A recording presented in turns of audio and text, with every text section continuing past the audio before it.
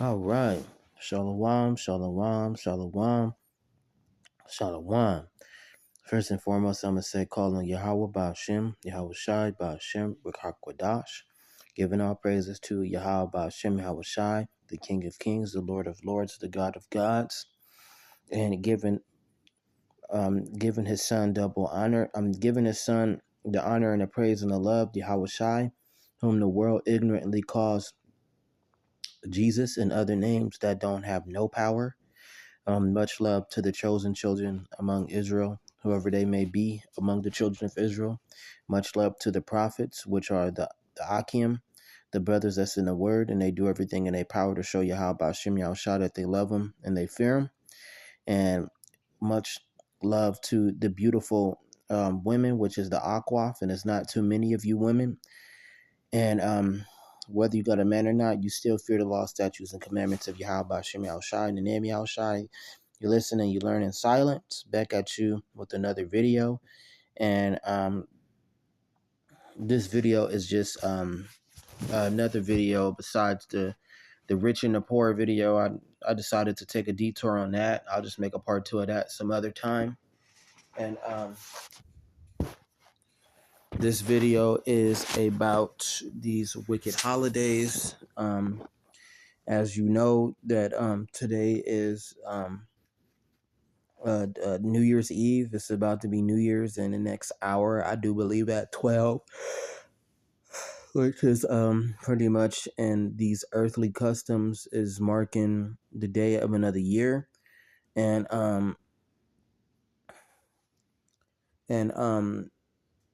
these wicked holidays, they just gotta go. And at the same time, it's a lot of people that is understanding that, whether they believe in the Bible or they don't. But these times are fading away.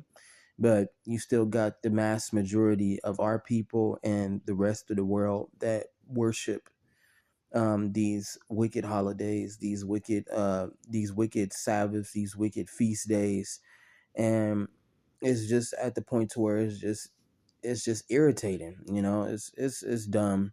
I was watching a video today about New York and how New York is being flooded with foreigners and New Yorkers, and they all going to go see the ball, and the ball dropped, and I do believe Times Square, and it's so many people that they are doing some sort of weird pilgrimage, like some weird demonic pilgrimage, to where they miles from Times Square, and they are it's thousands of people. It's long lines of people that are traveling to Times Square to watch the ball drop, and they crossing bridges, they going through towns, and this is just it's just ridiculous. And then our people is involved in this kind of worship and involved in this kind of wickedness. And at the end of the day, it's not only a scam and a false holiday,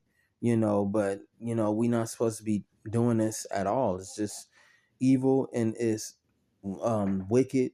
And this is another slave holiday. Like, we shouldn't be partaking in none of this of the world. But like the Lord said, our people is like sheep being led to the slaughter, which is very true. It is very true.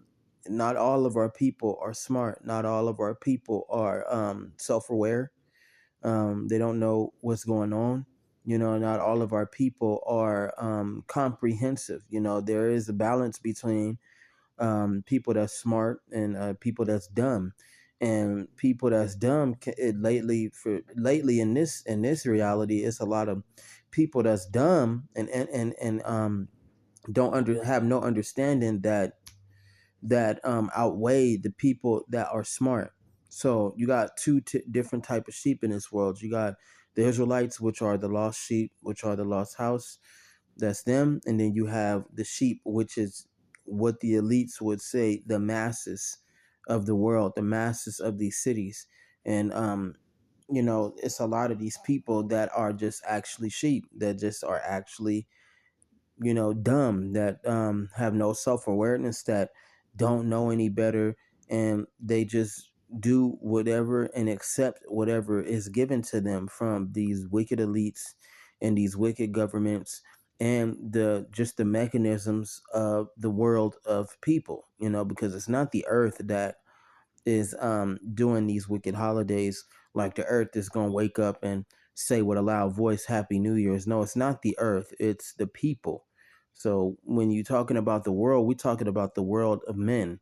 The animal kingdom, these animals is just going on about their day. They don't all stop, and the ants are stopping to celebrate whatever holidays they got. The lions getting together to enjoy to enjoy New Year's. You don't have the birds getting together to celebrate these wicked holidays. The animals, they don't care about that. All they and they besides the fact that them being worried about survival, they don't care about that. They don't care about these holidays. They don't even know about them.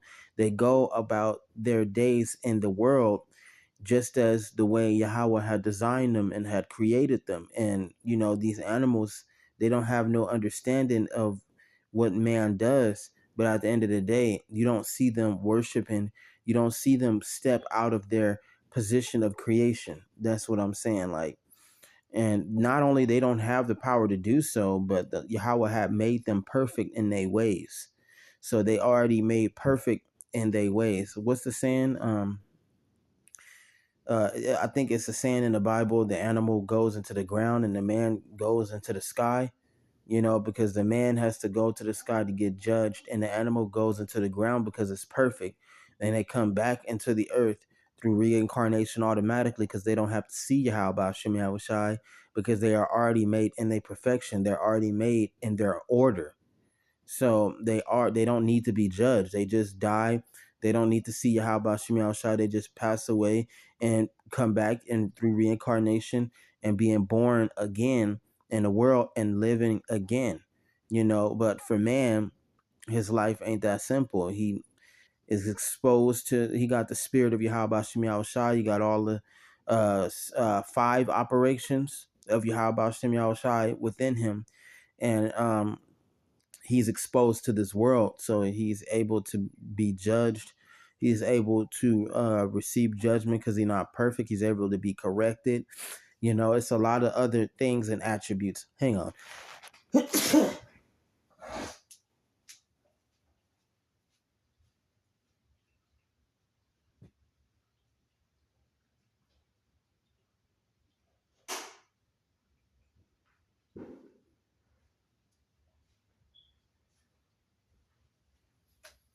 Stupid shit. Would you believe it? Right now it's raining in Vegas, and you know how people are doing the fireworks because the ball is about to drop. There's people popping their guns and doing fireworks, and this rain. And as far as I'm concerned, with the rain and all that being contaminated, you can easily get sick in this rain. You can really catch bad colds in this rain due to the chemicals that's inside of it. Due to the stories about the molecular cloud formation, how they able to create clouds from these giant factories that produce clouds, so they can bring rain to places that don't have rain. They can control the weather, which is very true. You look up HARP, and other technical devices like that is designed to have power over the weather. You'd have more of that understanding. But you can get very sick in this weather, and you still got people running around outside in the rain, shooting guns in the air and doing fireworks, which is just dumb, just people in their wickedness. So we can get it might be another recap of these Bible precepts, but it's very important to know and to understand why Yahweh Shem Shai hate these holidays so much. And then first and foremost, that's exactly what I'm about to do. I'm about to pull up the holidays that the Israelites is supposed to be worshiping.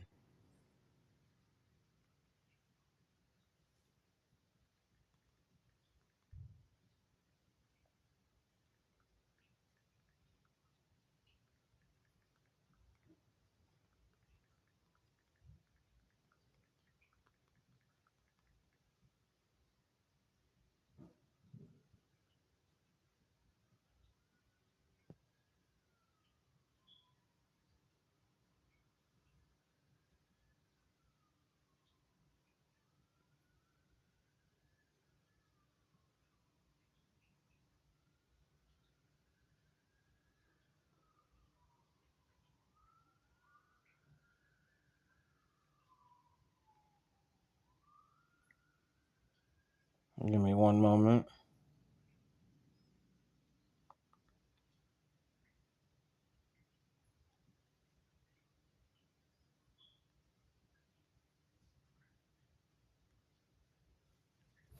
So, bam, I'm gonna give you some of them. Um, this is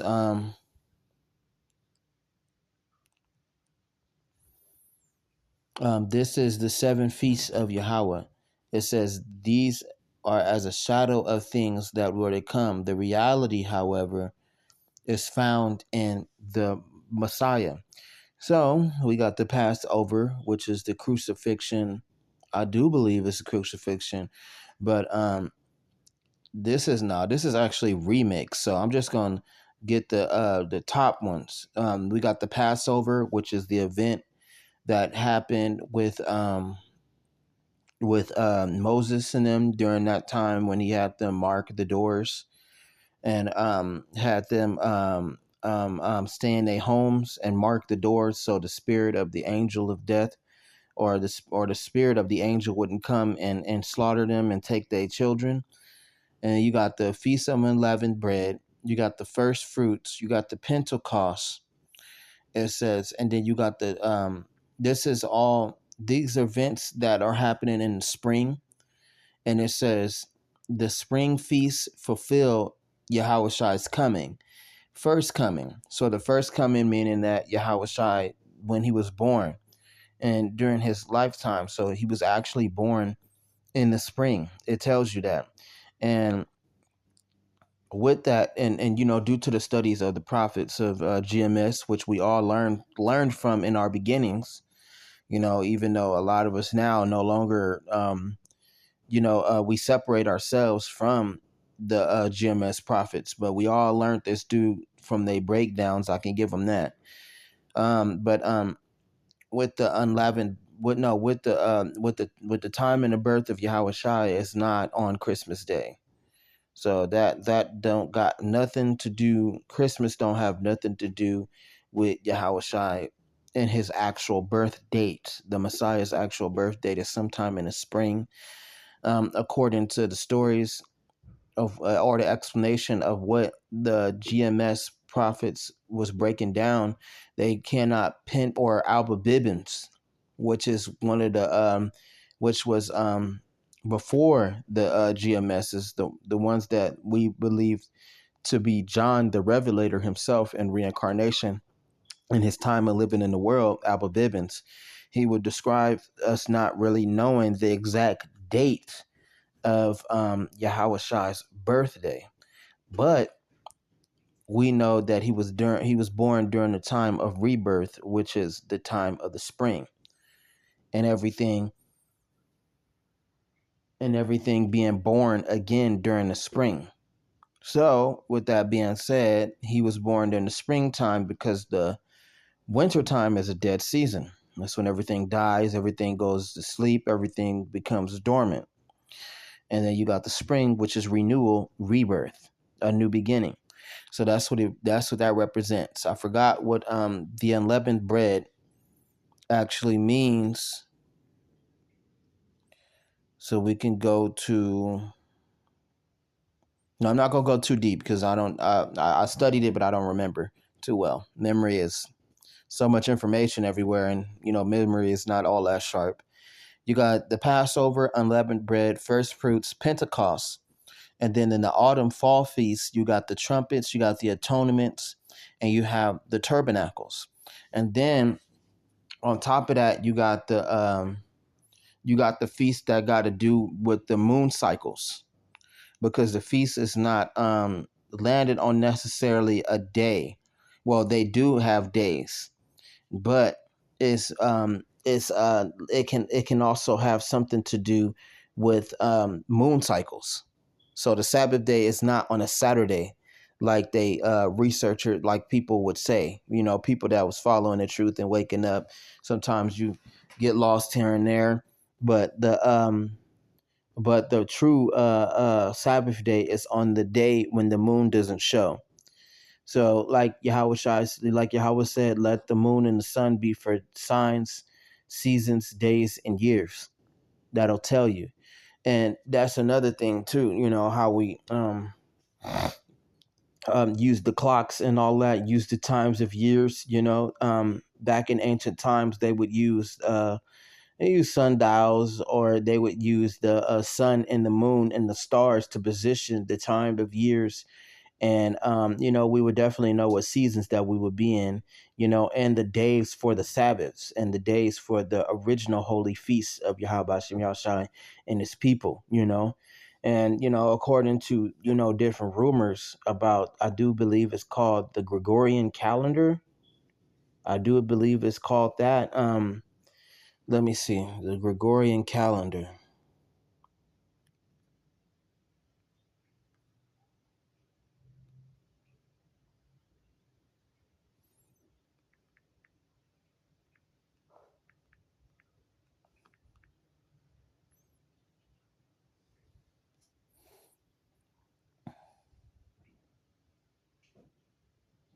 The Gregorian calendar, introduced by Pope Gregory the 13th in 1582, is the solar calendar used globally today, replacing the less accurate Julian calendar to better align with Earth's orbit around the sun. When legend has it that the sun revolves around the Earth. It says it features 365 days with a leap year of 366 days every 4 years, except for the year divisible by 100, but not by 400. So it says 1900, not a leap year. 2000 was. Its main changes from the Julian system included dropping 10 days in October 1582 and just adjusting the leap year rule, making it the international standard for civil timekeeping. So it's basically telling you that they made changes to the times, the days, and years. So even time itself is tampered with, and they even altered that, just like they would do with daylight savings. You know how daylight savings, let me see, let me give you the proper definition. Daylight savings,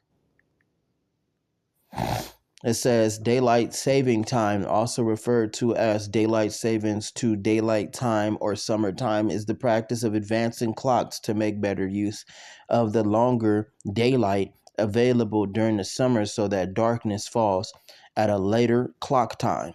So that is a form of controlling time as well. And from the Gregorian calendar isn't even that is even made believe, because rumor has it in different parts of the earth it's a different year. you know so with the Gregorian calendar right now, we in 2026. But for example, we can give a good example of probably like old places like Nigeria and certain parts of Africa. They will believe us to still be barely entering 2000, so they would probably be in the 2005s. They would probably be in 2001, because their calendars are not measured by the calendars that were created by America and British and so forth.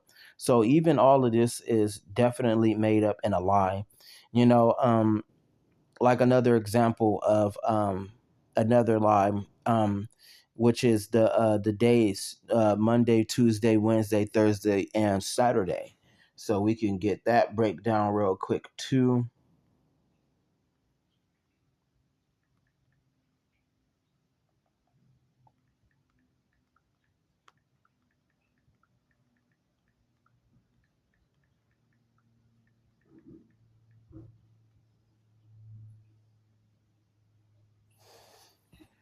So it says the days of the week in English are named after celestial bodies, sun, moon, or Roman or Norse gods. So we got Sunday, which is the original false day of the Sabbath. So that's the false day of the Sabbath for the Christians. So everybody usually go to worship the idols and on Sunday, and that's actually the day of sun worship. And then you got Monday, which is Moon Day, and then you got Tuesday, which is Tui or Mars. Then you got Wednesday, which is Wooden and Mercury. Then you got Thursday, which is after Thor, representing Jupiter. And then you got Friday, which is Frigg, after Venus. And you got Saturday, which is the day of Saturn, which is the child eater in Greek mythology. So you got it says reflecting a mix of Roman and Germanic pagan traditions that map planetary gods to similar figures. So the Sunday, day of the sun, is Roman and Germanic sun deity. And it says the day of the moon, which is Monday, Romanic. It says Romanic, Germanic moon deity. Tuesday, named after Tui and Tyrir, the Germanic god of war, equivalent to Roman Mars. Wednesday, named after Odin, the chief of the Germanic god, equivalent to the Roman Mercury, god of wisdom and travel. Thursday, named for Thor, the Norse god of thunder, equivalent to the Roman Jupiter, god of thunder. And Friday, which is Frigg, Freya, the Norse goddess of love and fertility, equivalent to the Roman Venus, goddess of love. Then you got Saturday, named for the Roman god Saturn, and unique holdover for the Roman system. So you ought to understand these original days were actually representation of numbers 1 through 7, which is representation of the 7,000 years that it took for Yahawah and Yahawah to create the universe and to create the world in its exterior and its terrain and many different elements along with the angels. It says that in the beginning. And the 7 days are a representation of that. They were a sequence of numbers that represent how much time it took for Yahawah to create reality. So with this is what they did is what they spun this to be. So technically, to be honest with you, that every day is a holiday in the eyes of these Edomites, in the eyes of these pagans, in the eyes of these of the wicked that's been cast off, and the beast of the earth, which are the other nations. Because you got the man, son of man, you got the son of you got the son of man, you got the sons of God, and then you have the sons of the wicked. You got the sons of God, which are the Alahayim, and the offspring are the Israelites. Then you got the sons of man, which are the other nations. Then you have the sons of the wicked, which is the outcast nation, which is known as Edom, or the white man today. So with this is a part of the world, and this during their time in rule, which is now, this is what they have our people subjected to. So with that being said, our people have no idea how crammed it is and how many holidays they worship on a daily basis, how much craft, how much wizardry, how much sorcery is being put in to keep them dull, to keep them dumb, to keep them blind, and to keep these people under this trance and keep these people like sheep. And a lot of us that know the truth and a lot of us that know what's going on, Yahawah is necessarily putting our minds on a higher frequency to where we are aware and we know things and we see things through spiritual glasses, which is the Bible. You put on your spiritual glasses and you be able to discern certain things. The Bible is also low-level spiritual power that is granted by Yahawah Shem Yahushai to see good and evil, to see wicked spirits, to see good spirits, to see things that you cannot see with the right knowledge of history. And you got some prophets that are mathematicians and master historians They're able to pinpoint and they are able to discern certain things, and they are able to see things that are necessarily hidden in secret and things that are far out of their reach with this type of calculation.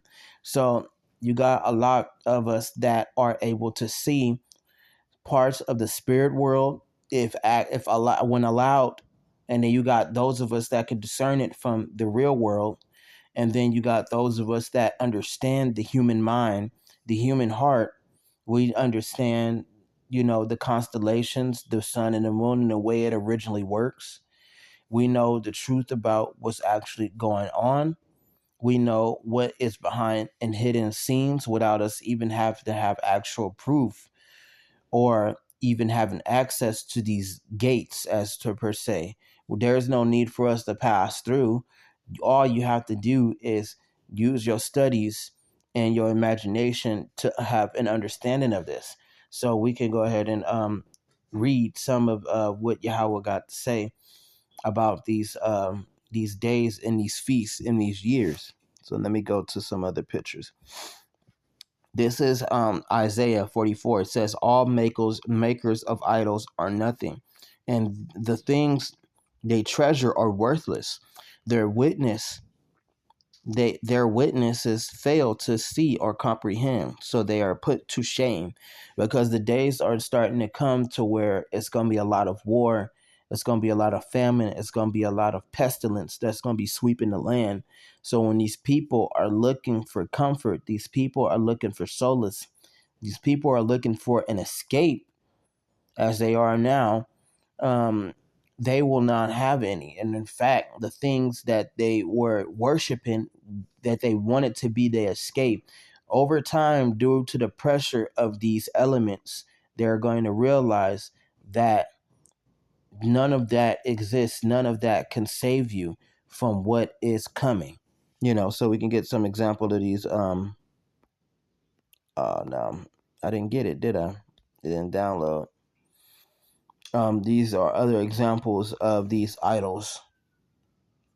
Like the idol of the bull, which is the representation of the worship of gold. That our people was worshiping when Moses was on the mountain of damn, I forgot the mountain's name. I suck. Let me go ahead and grab that.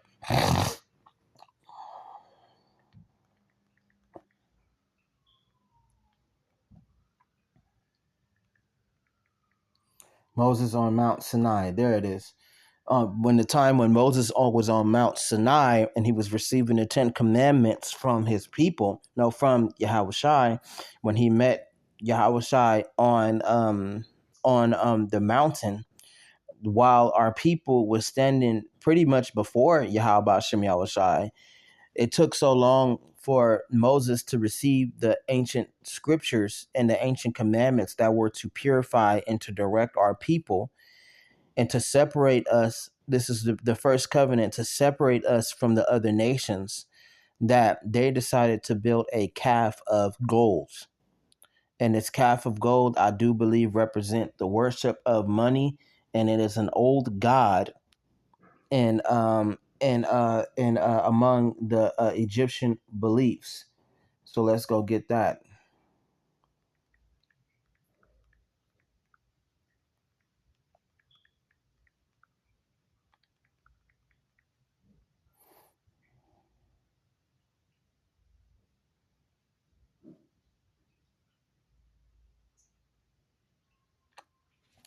It says the calf of gold, or the golden calf, in the Bible refers to a molten idol made by the Israelites under Aaron's direction while Moses was on Mount Sinai receiving the 10 Commandments, symbolizing their impatience and turn to idolatry, likely influenced by Egyptian bull worship Apis.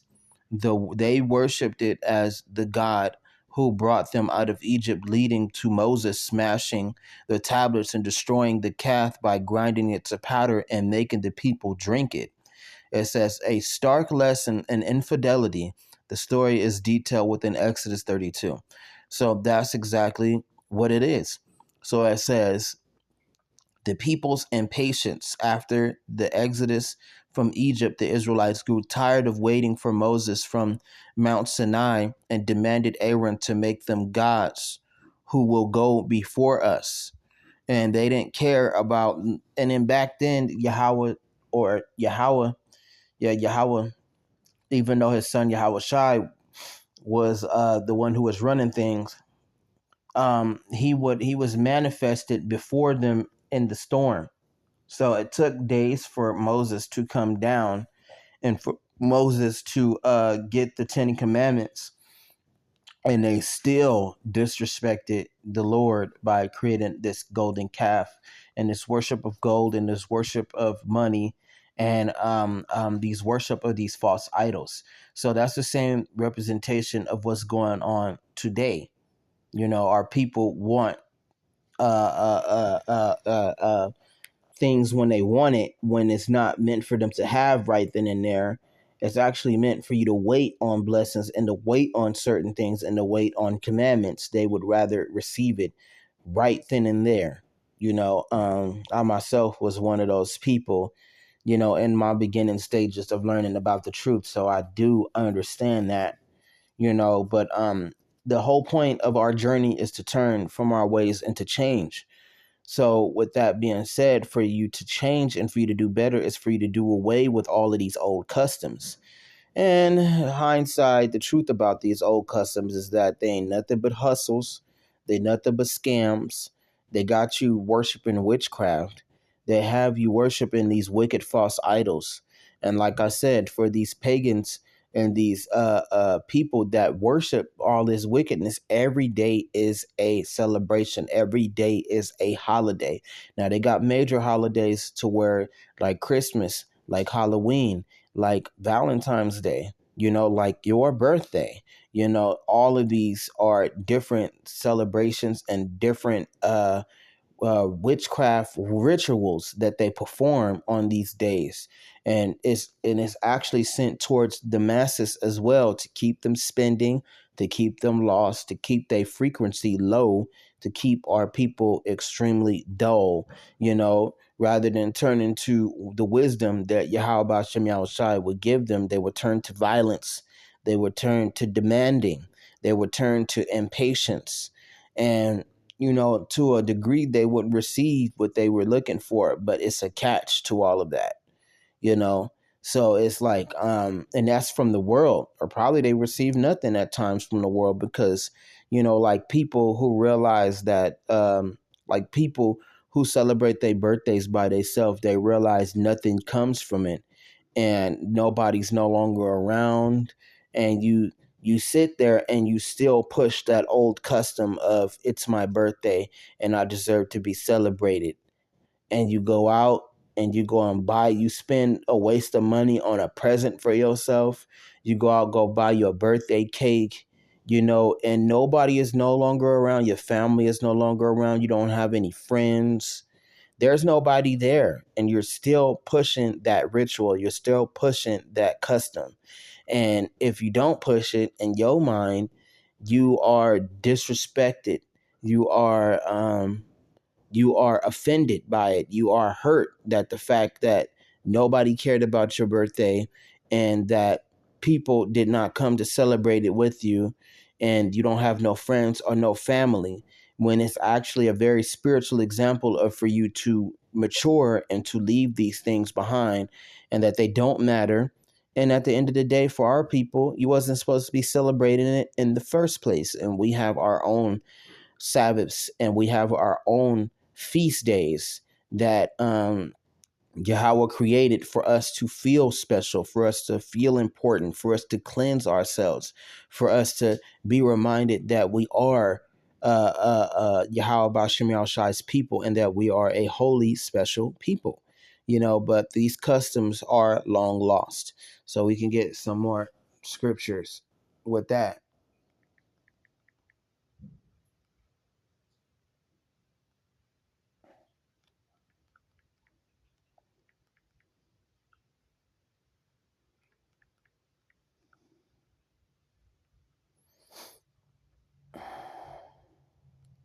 I'm gonna go to Bible Gateway. Be tripping sometimes, but it works. We got to recap this because I've read this before, but you got to understand it again.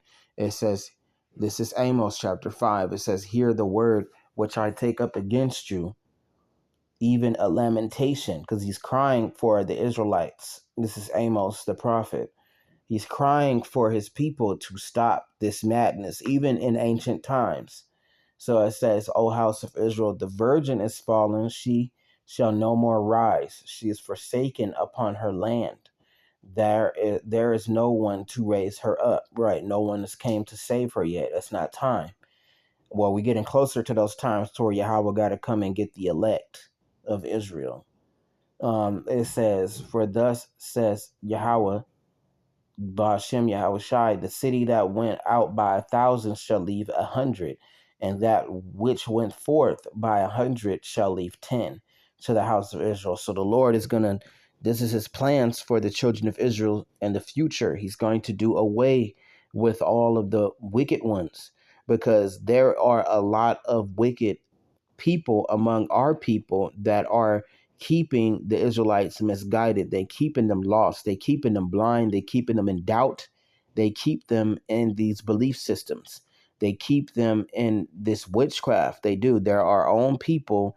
There are our people that are servants and agents of, the white man, and agents of the wicked that keep our people blind, that keep our people in the dark, and that keep our people believing in nonsense and wicked holidays and things that are not our own, instead of guiding them in the proper way, and they outweigh the good. That's how bad it is. These wicked people do outweigh the ones that are righteous, the ones that are trying to guide our people the right way, the ones that are trying to get our people to be cleaned and to be prepared. So when these times do come, they are protected by Yahawah. But you got a lot of them that, like I said, a lot of the wicked people that outweigh. You got people that sell out, to push agendas on our people. They go and join cults. They go and join these guilds. They go and join these secret societies to keep our people obscure. They get into witchcraft, because you got a lot of our people, like I said, that are dumb and that are not bright. So they do a lot of depraved things. They do a lot of things out of impatient and wanting and desiring to escape their suffering, instead of waiting on the time when Yahawah Shemi Shai chooses to elevate them and to give them an escape or an ease from their comfort. They would go and they would seek that out from darker places, from darker forces, from demons to false gods, to evil spirits, to wickedness, to devils, or, the Edomites per se, which are the devils. And they would go and give themselves, or quote unquote, sell their souls to push an agenda to keep our people down in exchange for riches and times of being rich, and to try to somewhat reclaim their estate without Yahawah Shem Shai's permission, because the Israelites, they do belong in royalty. They do belong. They are the ultra rich. They are the original elites. So the way that we do it is that we claim our estate back. Is to be clean, is for us to know the truth, and for us to do everything that we can to stay out of trouble and to walk a straight path. Straight means to be difficult in the Bible. It is difficult. It is not easy. It is not for the weak, but you have to walk it. In exchange, it keeps you. In exchange, it keeps you clean. It keeps you out of trouble, and it keeps you from the presence of evil, the presence of wickedness. So, with that being said, a lot of our people don't want that. It's the same difference as someone desiring to leave the ghetto, and they got to go through this long procedure in order to escape this poverty. And a lot of us never do truly escape poverty. A lot of us remain here, or some of us get a taste of what it's like to have that life that we want to have. but Yahawah takes it away and we come back to our low state, because the whole purpose of America and of slavery was to keep us, was to make us suffer, to make us pay for the things that we've done. And poverty is a part of that payment. Poverty is a part of suffering. Poverty is a part of our punishment. We didn't come here to be free and to live and to elevate. We came here to be punished. Now, it varies for a lot of us nowadays because it's becoming more and more lenient with Yahweh Shem Yashai, allowing us to start our elevation back to our angelic estate. But at the same time, all of us are different, and we do have our different cases with Yahweh Shem Yahushai, to where Yahweh Shai be like, okay, make him comfortable, or make him rich, or keep her poor, or keep her in poverty. No, he'll never see that. Keep him in poverty. Okay, allow him to progress, allow her to progress, but not to the point to where they make it, not to the point to where they become rich. So it's a lot of order, it's a lot of judgment that goes with this. So, like I said, you got those of them that sell out, which what we call house niggas, house Negroes, and they would sell out and they would keep our people in bondage. They would keep our people in darkness. They would keep our people down in exchange for these riches, in exchange for their time in their former estate, which right now they can't reach yet. Well, the way you reach it is you go back to how about Shemal Shai, you be absorbed into the new covenant, and you realize that no materialism can match the true blessings that come from heaven, and that you are a part of that riches that come from heaven. So there is a saying from Red Fox. Uh, um, this is how a lot of our people thought. This is how I thought. It says, give me my riches while I'm on the ground. I don't want no pie in the sky. So a lot of during our time, like I said, our time of captivity, our time of punishment, and our time of suffering, limitations, mournings, and woe, this is how a lot of us felt. This is how a lot of our people felt. I felt like this at a point of time too. Like I'm at a point of time to where my life was at a stagnant, and I was in deep suffering, and I was in my own personal suffering, my own personal inferno. And I begged, and I tried to call myself demanding that of Yahweh Shem Shai, and wanting to escape this hell, wanting to escape the suffering that I was in, wanting to change things, wanted to be with this person that I admired so much, to have a break off my turmoil and off this, wickedness, off this out this darkness, and to feel comfortable, to feel, like I have peace, when I already had it. I just had to go through it and stand up like a man when I couldn't. It was hard for me, but that's how I felt. And our people, that's what our people do. So whenever Israel is trying to excel forward, you have those of them that are pulling them back, and a lot of them get pulled back. A lot of them go back to their original ways. A lot of them doubt prophecy. They doubt the Bible. They doubt Yahweh Shem Shai, and they are pulled back into the world because of what others have to say. And that's why Yahweh Shem Shai said, I'm going to destroy them, to kill them, and to do away with all of these wicked Israelites, with all of this wickedness and all of this darkness. I'm going to do away with all that. But it's only so few that's going to make it, which is the elect, those of them that are chosen to be exempt from the judgment. So I can continue this. Sorry for the long breakdown, but sometimes it is necessary. And it says, for thus says the house of it, Yahweh unto the house of Israel, seek me, you seek me, and you shall live. That's what we do. You go back to Yahweh Shem Shai, that is the true royalty. That is the true richness. The Lord don't deal with materialistic. Right now, He not dealing with materialism, which is what we demand. Materialism on this physical plane. We're not going to get that. Like the ultra rich and all of that. We're not going to get it yet. That is some of the last of the bundle pack of blessings that Yahawah is going to give, because what He's going to give us is so much more, to the point to where we're not going to care about the riches. We're not going to care about the gold. We're not going to care about the fine wine. We're not going to care about the furniture, the cars, the clothes, everything that these ultra rich elites possess. We're not going to worry about that, because we're going to have the true riches of heaven, which is immortality. You don't age, you don't die, you live forever. You have supernatural powers, to the point where you can control elements. You can go invisible.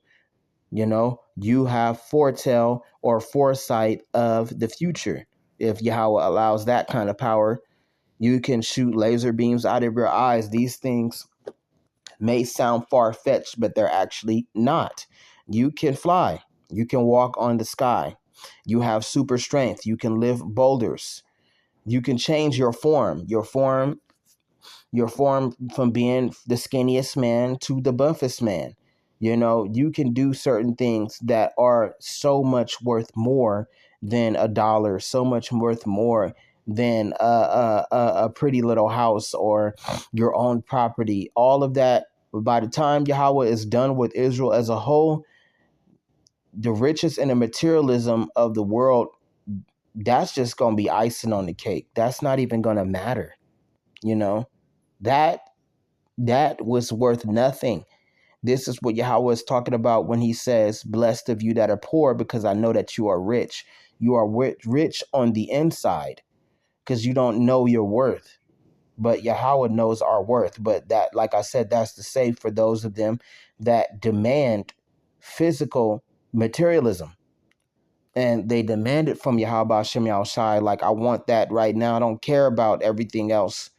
I want it now, And like Yahawah Bashim Shai said, they received a consummation on this side, because the materialism is the materialism that the Lord is stupid. Stupid as 12 o'clock with that stupid ass New Year's. They do this shit every year. Like, this shit is so old, man. Forgive me for cursing, but it's irritating. I'm hearing gunshots. I'm hearing fireworks. It's ridiculous. You got gangbangers coming out the cut that's pulling out guns, and they shooting guns into the sky talking about Happy New Year, and people shooting their pistols and fireworks for no reason. No reason. Another day, a celebration among every day. It's retarded. You got to understand how dumb that this is when you realize that every day is a holiday. It's just that some of them are not as popular as the others.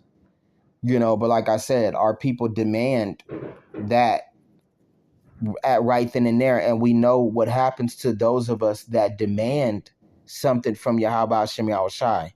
We know we get punished, and some of us even get killed depending on what we demand, because they feel like they get things from the devil, but the devil has to ask permission from Yahawah Shem Shai, or Satan has to ask permission from heaven to allow you to access such things. So for you to take it from the left hand of Yahawah is there. From you to get it from the right hand is to be earned and to be given to you.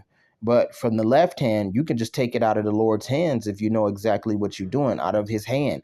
But there's a catch to that. You might deal with shortage of years of your time here on earth. You might deal with great torment, supernatural terrors. You have to go through nightmares. And at the same time, you'll be put back into a lower state, and you'll be being around all this richness that you can't truly touch. So you got to understand it's a lot of catches, or you have all these riches, but you got to give it back, So you got a lot of that going on with our people. Like Red Fox said, give me my riches right now. I don't want no pie in the sky, He would rather have it on the ground than have it when before a kingdom of heaven come, not understanding what he's truly saying. So we gonna read some of this because I gotta condemn this. I hate these holidays. I just this madness gotta stop. It's getting old too. So it says,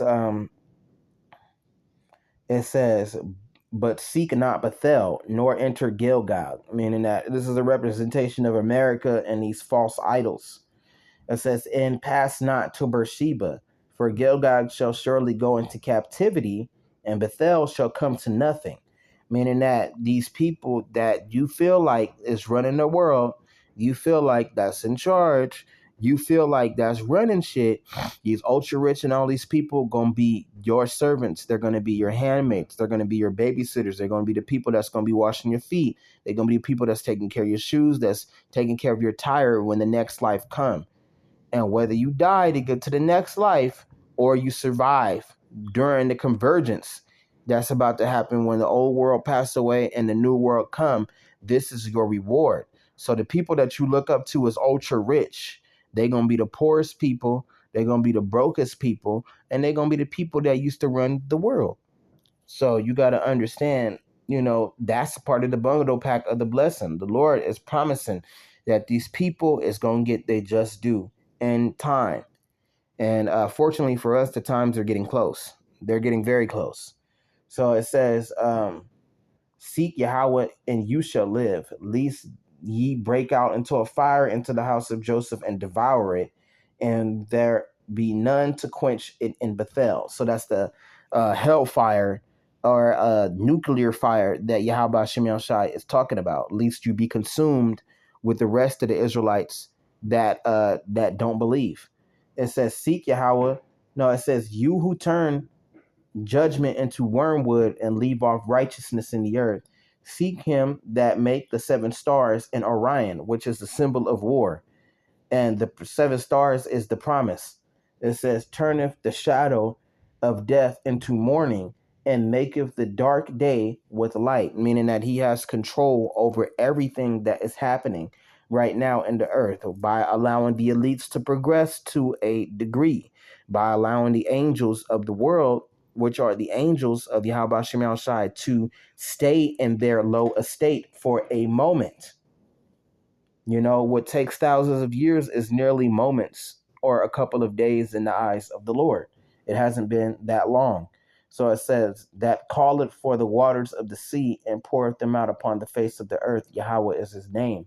That strengtheneth the spoil against the strong, so that the spoil shall come against the fortress.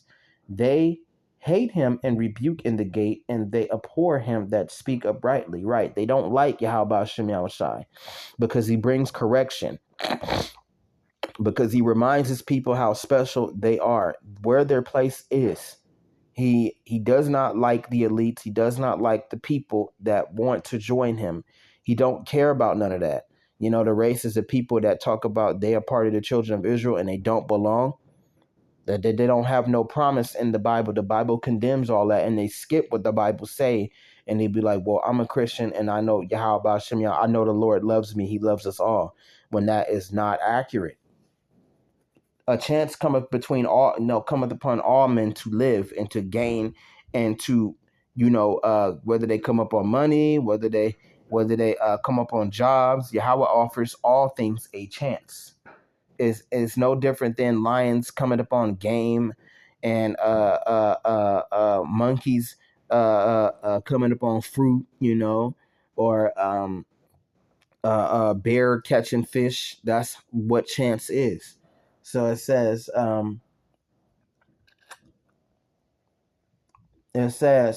for as much therefore as your treading is upon the poor. So he's talking about the elites that is that's treading upon the children of Israel.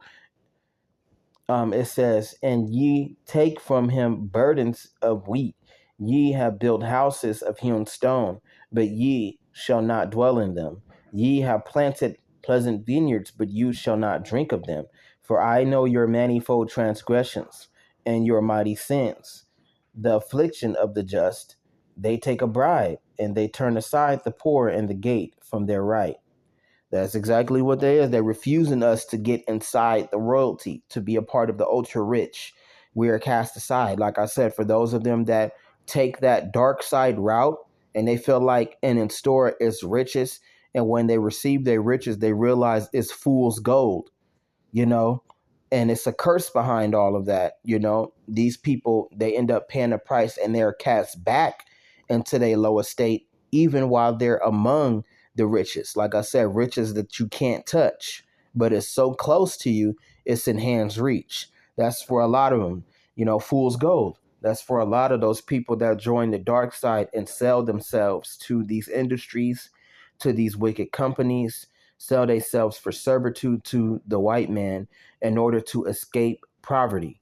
So it says, the prudent shall keep silence and the time in that time, for the time it is an evil time. Seek good and not evil, that you may live. And so Yahawah, the God of hosts, shall be with you as you have spoken. It says, hate the evil and love the good and establish the judgment. It says, in the gate, it may be that Yahawah of hosts will be gracious to the remnant of Jacob, to those of us that survive. It may be well that the Lord saves us and he hears us in this time of trouble that's coming. Therefore, Yahawah, God of hosts, Yahawah says this: wailing shall be in the streets, and they shall be saying the highways, alas, alas, and they shall call the husbandmen in the morning, and as such are skillful of lamentation and wailing. That's representation of our people and our women. It says, in all vineyards there shall be wailing, for I will pass through you, says Yahweh Bashem Yahushai. Woe unto you that desire the day of Yahweh. To what end is it for you? The day of Yahweh is darkness and not light. It's going to get really bad. It's going to get real bad. The only thing that's going to stop you from being destroyed is you being in the new covenant and you being protected by Yahweh. That's the only thing that's going to stop it. If Yahweh allows it to be stopped. Other than that, if you're not a part of none of that and you with this wickedness, you will be washed away. You will be wiped out. So that goes, and that passage goes into are people that still believe in Christianity. They believe in the Edomite version of the Bible. They believe in that. They believe that all nations are going to be saved as long as you accept this Jesus into your heart, that Jesus loves everybody, you know, that there will be a not only a second coming, but a third coming. You have to go through 7 years of tribulation trying to escape the mark of the beast or be killed. And when you killed for not taking the chip, then you will be granted to be a part of the hierarchy of the Israelites, whether you be an enemy nation or people that don't belong or not. And they also believe that the seven-headed dragon is literally a dragon. They believe that they believe that the seven-headed dragon is Lucifer. They believe that there was a war in heaven. They believe that there was a Lucifer went against Yahawah Shem Yahushai because of the image of man, and he brought down, I do believe, a third of the angels with him, and they came down, became fallen angels, and taught men all these crafts and all this stuff, like I said in the book of Enoch, and they bore literal giants the size of Mount Everest, giants the size of Mount St. Helen, and they devoured them, and Yahweh had to send a delusion to wash them all away and chain the fallen angels, so that the day of the revelation, no, the day of the second coming come, then Satan and all of them gonna break out the ground, and the fallen angels is gonna do battle with Jesus and all his angels, and Satan is gonna be defeated, take his anger out on the world and all that. And then the third coming, Jesus is going to come get the rest of the followers, whether you be any nation or you don't have a lineage to the new covenant, which is the promise between Yahweh and the Israelites, that you will be saved. And that is not canon. You have to have a contract with Yahweh. You have to have a covenant. You cannot be saved that way. Hold on.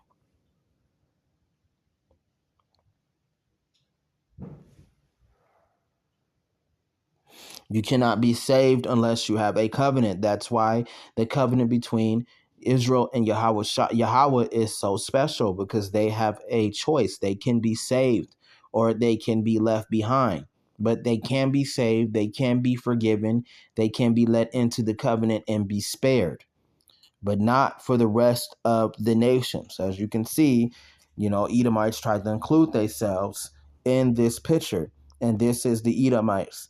These are the white people. It says, the earth was given into the hands of the wicked, who covereth the faces of the judges of thereof. If not, where and who is he?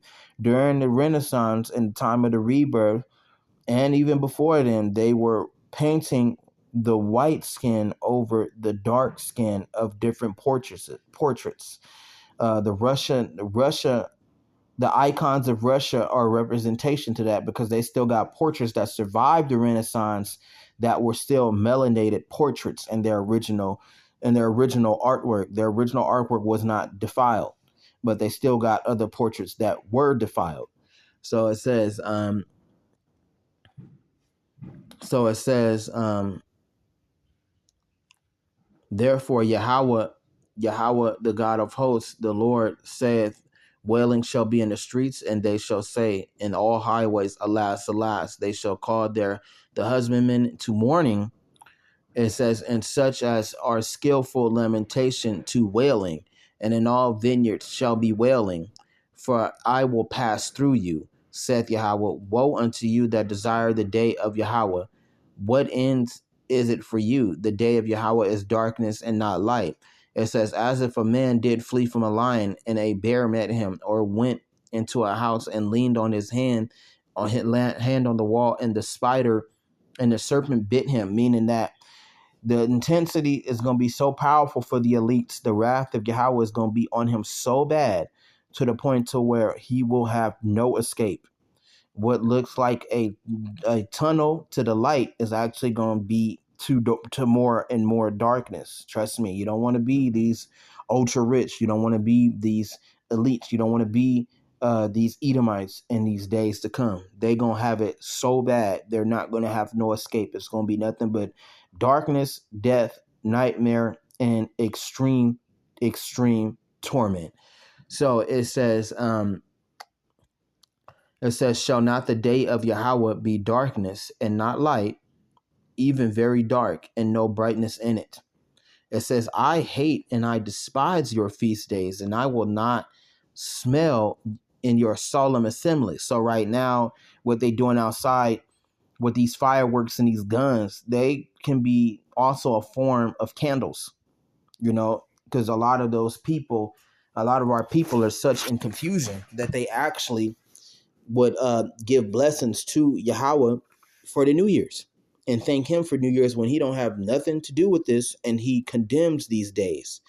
So these fireworks and all that can be nothing but candles and celebration to the New Year's, and they dedicate that to God too. When Yahawah ain't got nothing to do with those days, he condemned these holidays. So it says, I despise your feast days, and I will not smell your solemn assemblies. And these, especially for the Edomites, these for these white people that worship every day. They worship these holidays. They made these holidays. And they also, for the Ashkenazis, for the Edomites that's running Israel, they actually are performing our holidays. They're performing our feast days. They're performing our Sabbath days in our place, and hoping that Yahawah would hear them and accept them. So that's even more wickedness that the Lord don't like. So it says, though though you offer me burnt offerings and your meat offerings, meaning that people is having big dinners today. People are celebrating these days. His candles everywhere is turned up. His feast is being drunk, not knowing the dark side and the things that's happened to our people on these holidays. Our people were killed on these holidays. Our people died from disease, and they were overworked on these holidays. Our people was in factories with rusty chains on them. Our people was beat to death on these holidays. Our people ran for their lives on these holidays, caught and eaten by dogs on these holidays. Our people had to perform on these holidays for their masters, for the elites. Our people were starving on these days. Our people got no mercy from their enemy, no mercy. So this is why Yahawah says this to them. It says, and I will not smell your solemn assemblies. Though you offer me burnt offerings and your meat offerings, I will not accept them. Neither will I regard the peace offerings of your fat beasts. It says, take thou away from me the noise of thy songs, for I will not hear the melody of thy viols. Meaning that they got all these songs, they got all these celebrations going on right now, and they dedicated to the Lord. Thank God for another New Year's. What's your New Year's gonna be? No, what's your New Year's revolution? All these weird sayings, all this retarded, dumb, old, customs that they just won't let go. That's like me still celebrating New Year's, and I ain't got no friends, I ain't got no family, I don't have nothing, but I still keep the custom because it makes me feel like I belong, and it makes me feel special. No, I'm supposed to be a man. I'm supposed to mature. I'm supposed to let these wicked things go, and there is a place for me, just not a part of all of this.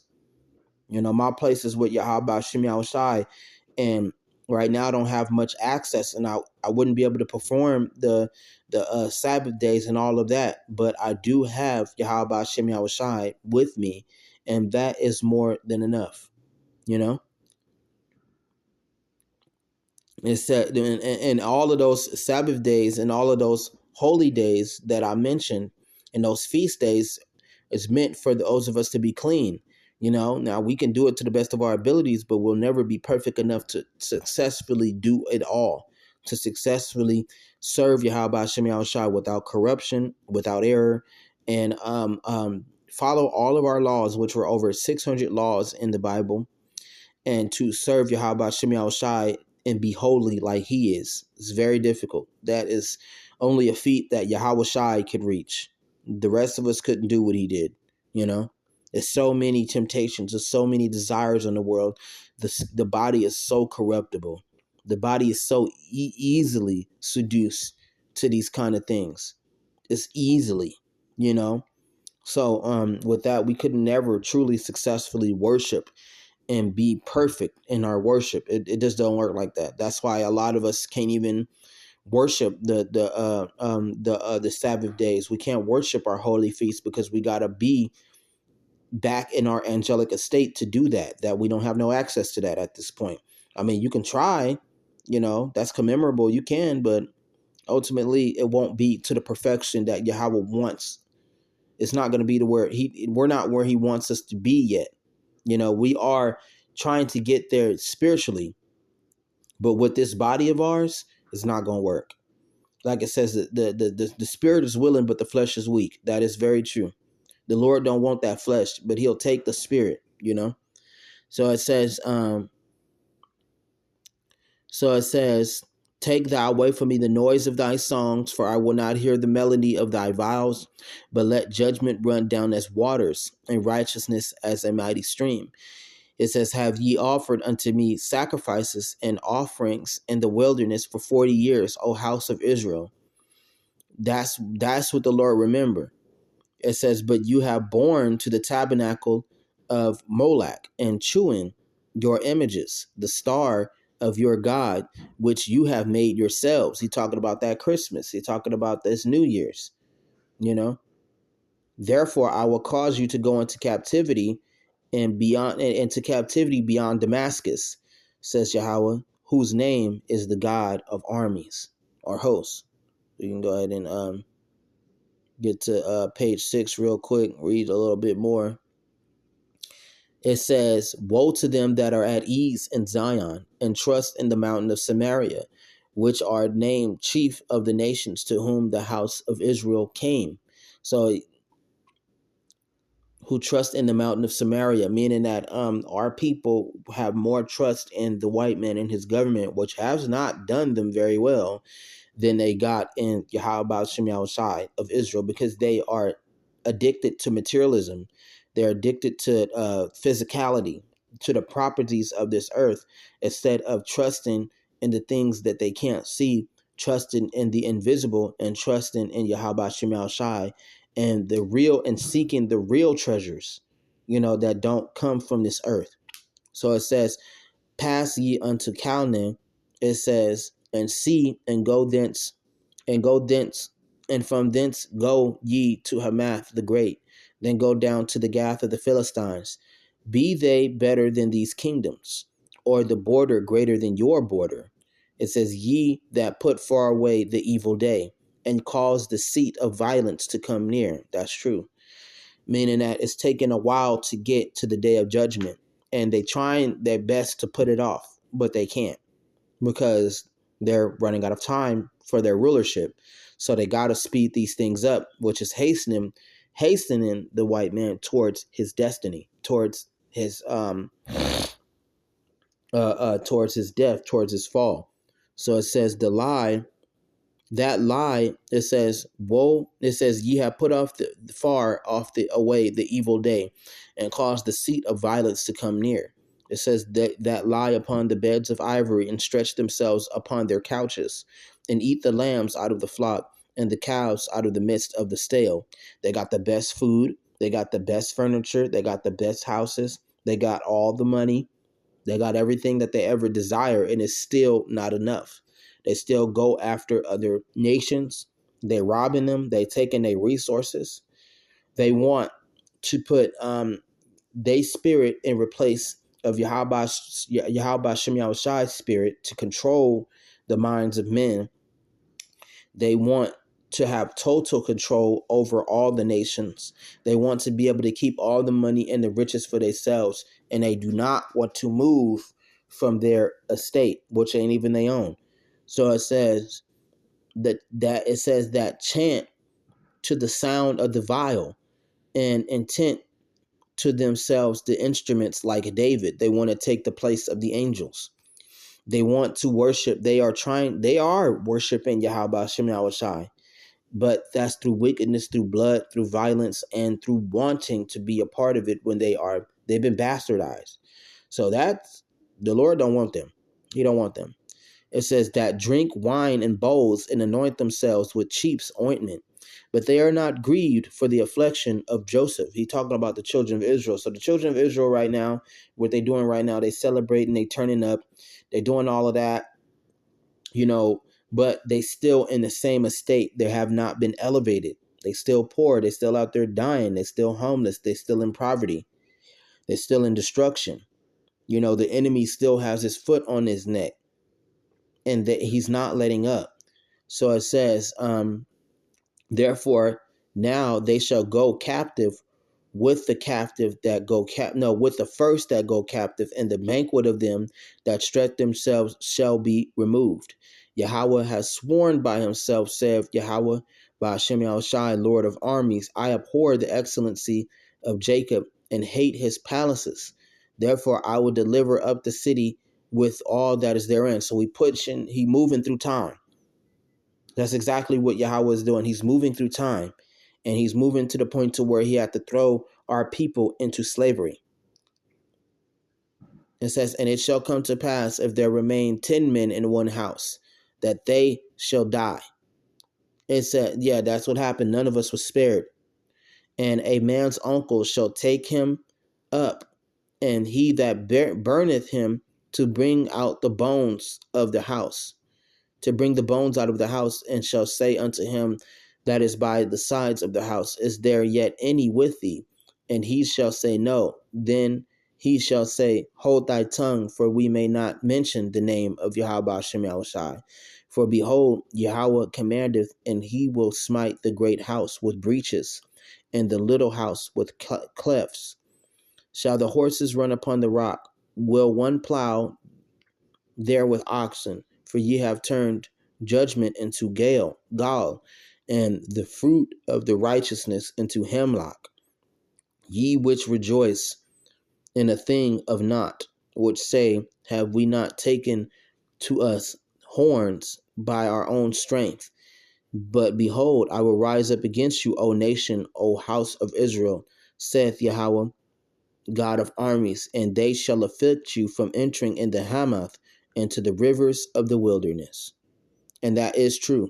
He had to come against us in our wickedness and for us denouncing Yahawah Shem Yahushai and worshiping other gods like we doing right now.